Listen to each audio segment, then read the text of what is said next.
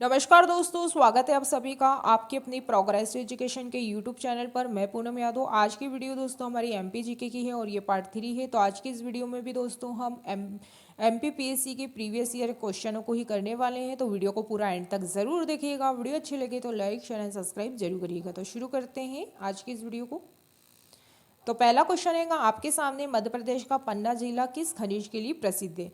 तो दोस्तों मध्य प्रदेश का पन्ना जिला मुख्य रूप से हीरे यानी कि डायमंड के लिए प्रसिद्ध है, जहां भारत की एकमात्र यांत्रिकी हीरे की खदान है।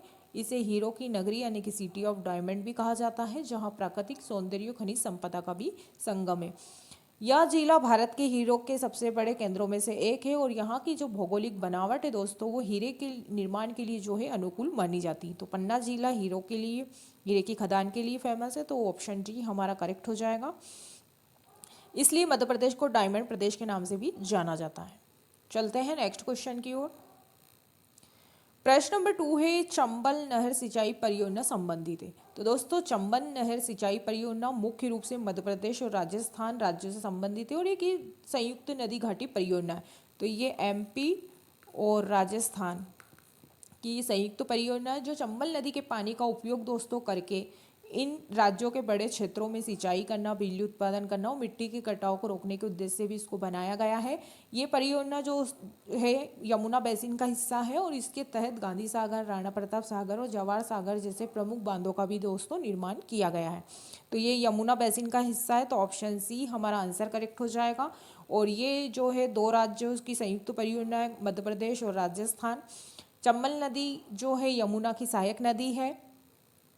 इसका उद्देश्य दोस्तों सिंचाई, विद्युत उत्पादन और मृदा संरक्षण यानी कि मिट्टी के कटाव को रोकना था इसका उद्देश्य। इससे लाभान्वित जिले कौन कौन से हैं, तो एमपी में कौन से जिले इस नहर से जो है लाभान्वित होते हैं। तो इसमें दोस्तों श्योपुर को लाभ मिलता है, भिंड को लाभ मिलता है, फिर मुरैना, ग्वालियर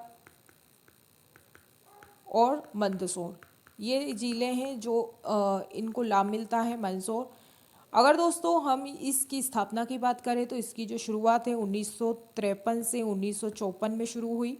तो 1953 से 1954 में शुरू हुई थी। और यदि हम चंबल नदी पर बात करें कि कौन कौन से बांध है, तो गांधी सागर बांध है जो कि मध्य प्रदेश में ही स्थित है, राणा प्रताप सागर बांध और जवाहर सागर बांध, ये दोनों ही बांध राजस्थान में स्थित है। तो इसका आंसर ऑप्शन सी करेक्ट हो जाएगा। चलते हैं हम नेक्स्ट क्वेश्चन की ओर।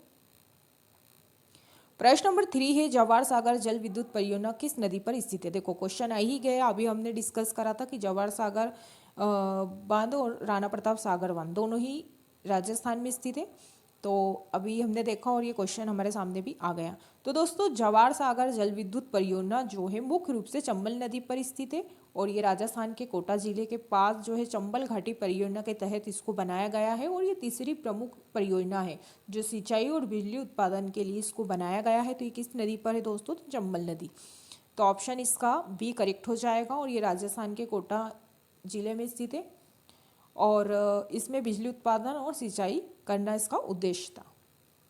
चलते हैं नेक्स्ट क्वेश्चन की ओर। प्रश्न नंबर 4 है, मध्य प्रदेश की प्रमुख फसल है। तो दोस्तों मध्य प्रदेश की प्रमुख फसल अगर हम देखें तो गेहूं और सोयाबीन है। सोयाबीन सबसे ज़्यादा यहाँ पर उगता है, इसलिए इसको सोया प्रदेश के नाम से भी जाना जाता है। तो इसकी जो है मुख्य फसलें गेहूं और सोयाबीन है, जिन्हें राज्य की प्रमुख फसलों के नाम से भी जाना जाता है।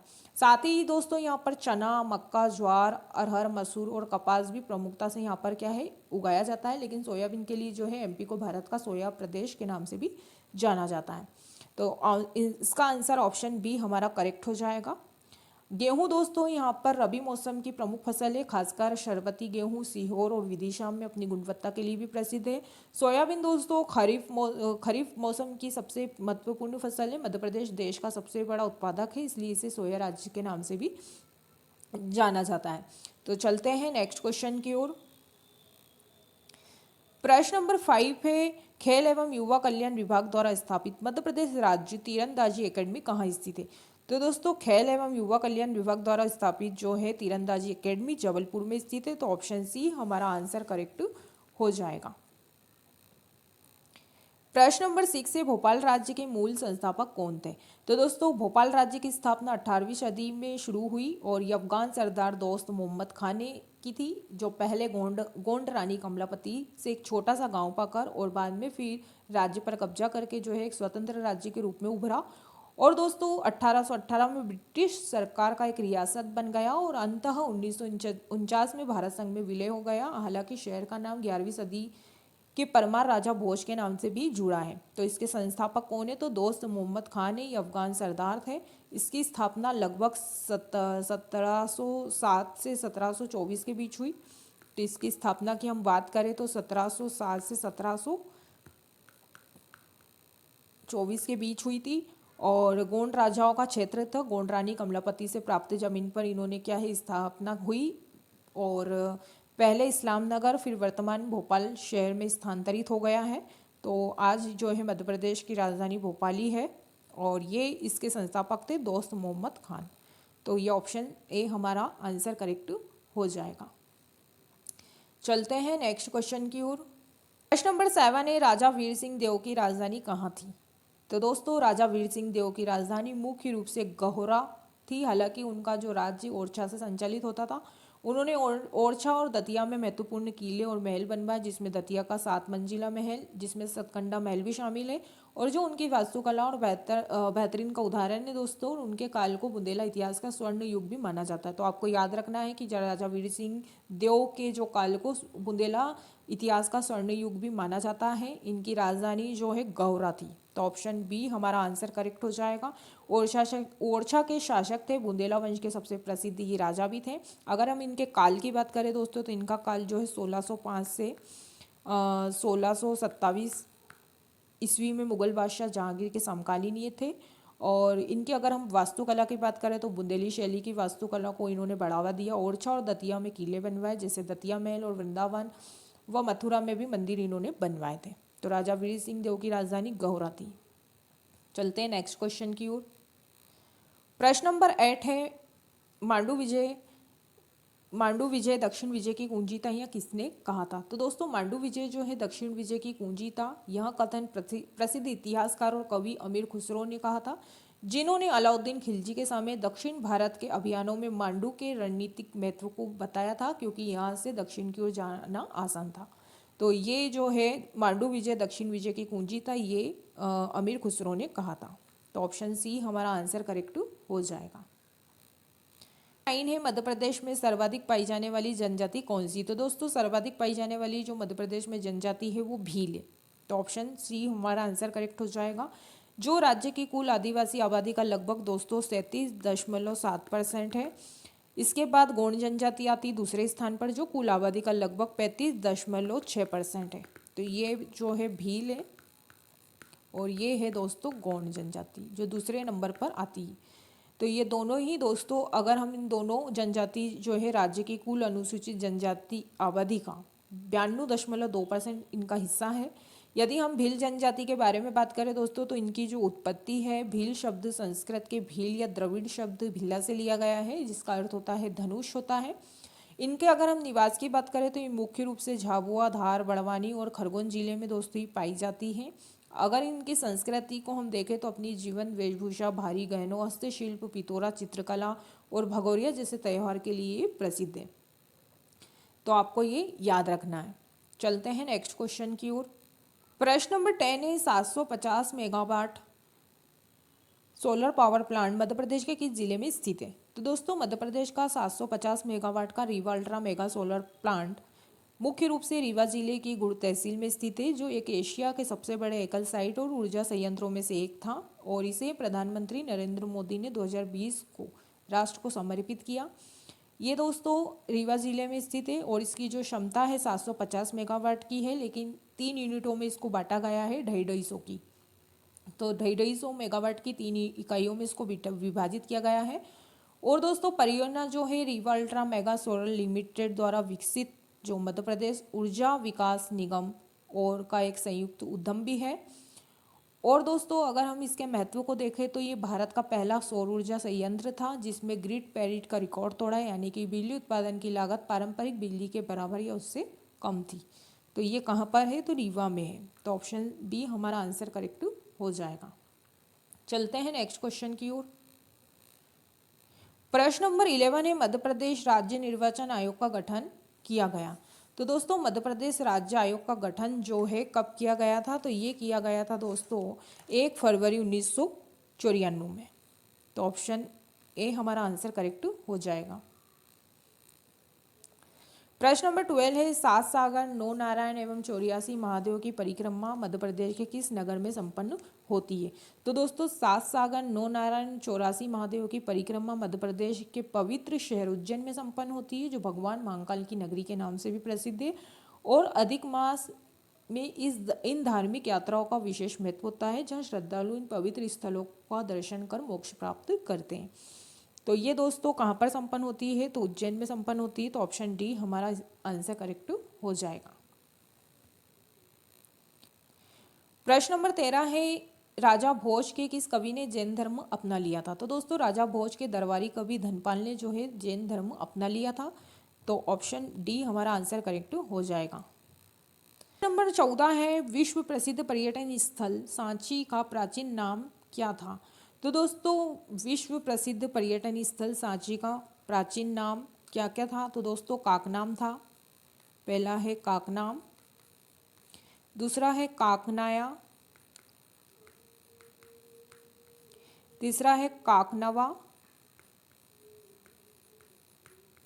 और दोस्तों या काकनाद बोटा, इसको क्या बोलते हैं, काकनाद बोटा। तो ये है दोस्तों जिसे बोटा जो है श्री पर्वत भी कहते हैं, और यह नाम यहाँ के स्तूपों, मंदिरों और अशोक स्तंभों के कारण प्राचीन काल से प्रचलित था। अब दोस्तों इसका जो प्राचीन नाम है ये लिखी दी है मैंने, काकनाम, काकनया, काकनाद, बोटा। और ये दोस्तों अगर हम इसके महत्व की बात करें तो ये मौर्य सम्राट अशोक द्वारा स्थापित किया गया है और बौद्धिक धार्मिक केंद्र भी है, और अपने कलात्मक स्तूपों के लिए भी जो है विश्व में प्रसिद्ध है।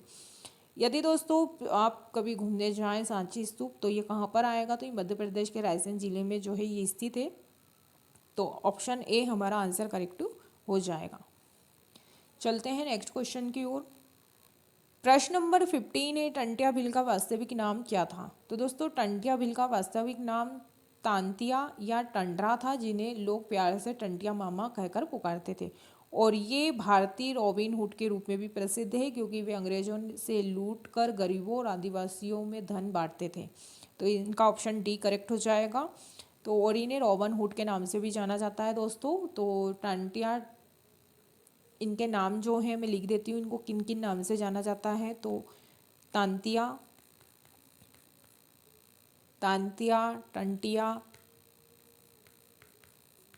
टंडरा और दोस्तों टंटिया मामा, इनको इन नामों से जाना जाता है। इनकी पहचान आदिवासी स्वतंत्रता सेनानी यानी कि भारतीय रॉबिन हुड के नाम से जाना जाता है, इनकी पहचान है। इनके जन्म की बात करें दोस्तों तो ये मध्य प्रदेश के खंडवा जिले के बड़गांव गांव में लगभग 1800 लगभग में बात कर रहे हैं दोस्तों 1840 से 1842 के बीच में इनका जो जन्म हुआ। इनका जो कार्य था जमींदारों और अंग्रेजों से धन लूटकर जो है गरीबों में बांटना और अंग्रेजों के खिलाफ जो है संघर्ष करना। इनकी मृत्यु की अगर हम बात करें तो 4 दिसंबर दोस्तों 1889 में इनकी क्या होती है, मृत्यु हो जाती है। जबलपुर में इनको फांसी दी गई थी। इनकी मृत्यु जो है जबलपुर में हुई थी, सॉरी। तो 4 दिसंबर 1889 में जो है इनको जबलपुर में फांसी दे दी गई थी। तो ये आपको याद रखना है। तो इसका आंसर ऑप्शन डी करेक्ट हो जाएगा। प्रश्न नंबर 16 है, मध्य प्रदेश में कुल वनों के कितने प्रतिशत भाग पर सागौन के वृक्ष पाए जाते हैं।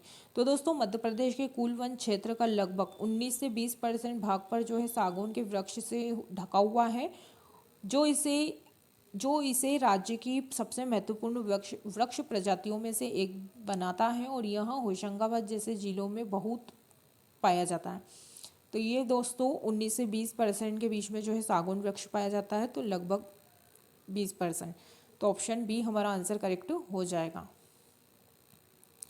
प्रश्न नंबर 17 है, मध्य प्रदेश के किस भाग में वार्षिक तापांतर अधिक रहता है। तो दोस्तों मध्य प्रदेश के उत्तरी और उत्तरी पश्चिम भागों जैसे मुरैना, ग्वालियर, भिंड, दतिया में वार्षिक तापांतर जो है गर्मियों और सर्दियों के तापमान का अंतर जो है सबसे अधिक रहता है, क्योंकि ये क्षेत्र दोस्तों समुद्र से दूर है, भूमध्य रेखा से अधिक अक्षांश पर है, जिसमें महाद्वीपीय प्रभाव के कारण जो है यहाँ का तापमान अधिक उतार चढ़ाव होता रहता है। तो ये दोस्तों कौन सा हो जाएगा, तो उत्तरी हो जाएगा। तो ऑप्शन सी हमारा आंसर करेक्ट हो जाएगा। प्रश्न नंबर 18 है, मध्य प्रदेश के किस जिले से कर्क रेखा नहीं गुजरती है। तो दोस्तों आप लोगों को पता है कि मध्य प्रदेश के 14 जिलों से होकर जो है कर्क रेखा गुजरती है, लेकिन क्वेश्चन में पूछा है कि किन जिलों से कर्क रेखा नहीं गुजरती है। तो ये दोस्तों कर्क रेखा नहीं गुजरती है इंदौर से नहीं गुजरती है, बालाघाट, जहाँ से नहीं गुजरती मैं वो जिलों के नाम यहाँ पर लिख रही हूँ, सतना और मंदसौर, 4 जिलों से जो है दोस्तों कर्क रेखा नहीं गुजरती है। तो इसमें इंदौर भी आ जाएगा, तो ऑप्शन में हमें इंदौर दिया है तो ऑप्शन डी करेक्ट हो जाएगा। तो ये इंदौर से जो है कर्क रेखा नहीं गुजरती है। बाकी जो है मध्य प्रदेश के 14 जिलों से होकर जो है कर्क रेखा गुजरती है। कई बार क्वेश्चन पूछा गया है कि एमपी मध्य प्रदेश में कितने जिलों से कर्क रेखा गुजरती है, तो इसका आंसर 14 हो जाएगा। अब हमसे पूछा है नहीं गुजरती, तो इंदौर, 4 जिले हैं जहाँ से कर्क रेखा नहीं गुजरती है, आपको याद रखना है। चलते हैं नेक्स्ट क्वेश्चन की ओर। प्रश्न नंबर 19 है, मध्य प्रदेश के किस क्षेत्र में काली मिट्टी नहीं पाई जाती है। तो दोस्तों मध्य प्रदेश के किस क्षेत्र में जो है काली मिट्टी नहीं पाई जाती है।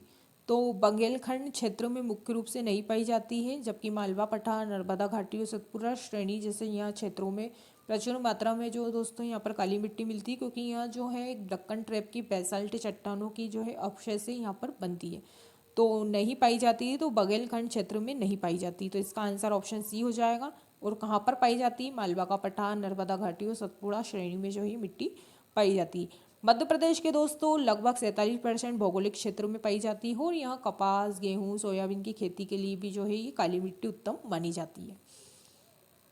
तो इसका आंसर ऑप्शन सी करेक्ट हो जाएगा।